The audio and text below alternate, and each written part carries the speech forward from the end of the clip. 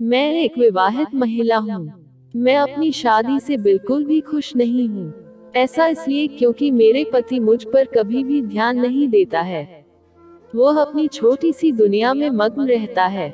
मैं उनका साथ पाने के लिए हर दिन भीख मांगती रहती हूँ। शायद इसका एक कारण यह भी है कि हमारी अरेंज मैरिज हुई थी, इसलिए उसे मुझसे कभी भी लगाव नहीं हुआ। हालांकि मुझे भी इस शादी में कोई खास दिलचस्पी नहीं थी, लेकिन मैं इसके बाद भी राजी हो गई। ऐसा इसलिए क्योंकि मेरे माता पिता इस रिश्ते से बहुत खुश थे। यही एक वजह भी है कि हम कभी भी एक दूसरे के प्रति आकर्षित नहीं हुए। हम केवल नाम के विवाहित जोड़े हैं, जो दूसरे लोगों की तरह एक ही घर और छत के नीचे रहते हैं। हम कभी कभार ही सेक्स करते हैं। ऐसा इसलिए क्योंकि वह एकदम उबाऊ आदमी है। उसे रोमांस के नाम पर कुछ भी नहीं आता है। हम शादी के बाद केवल अपने हनीमून पर गए थे।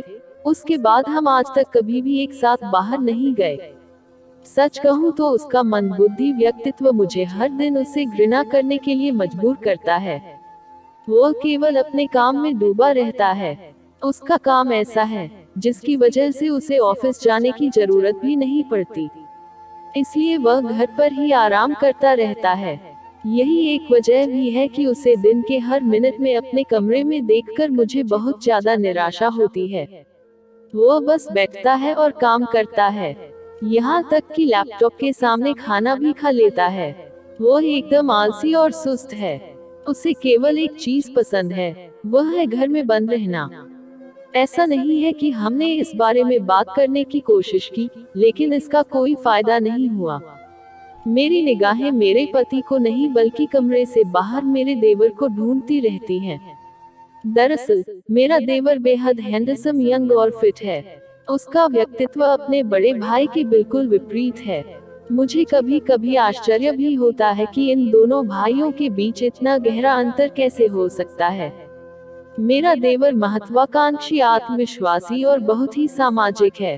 वह बाहर जाना पसंद करता है। वह अक्सर अपने दोस्तों के साथ घूमने का प्लान बनाता है। यही नहीं, वह जब भी काम पर जाता है तो इतना अट्रैक्टिव लगता है कि मैं खुद को उसकी तरफ आकर्षित होने से रोक नहीं पाती हूँ। हालांकि मैं मानती हूँ कि यह सब बहुत गलत है, लेकिन जब आपके पास एक ऐसा पति होता है जो पर बिल्कुल ध्यान नहीं देता, तो आपका ध्यान किसी दूसरे व्यक्ति पर जाना लाजमी है। मैं आपसे छिपाना नहीं चाहती, मुझे अपने देवर से प्यार हो गया है। उसमें वह सब कुछ है जो मैं अपने जीवन साथी से चाहती थी। हमारे व्यक्तित्व पूरी तरह से मेल खाते हैं। वह मेरे साथ हंसता है, मजाक करता है और यहाँ तक कि मेरे पति को मुझे यात्रा पर ले जाने के बारे में भी बोलता रहता है।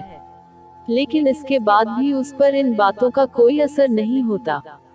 यह सब चल ही रहा था कि करवा चौथ नजदीक आ गया।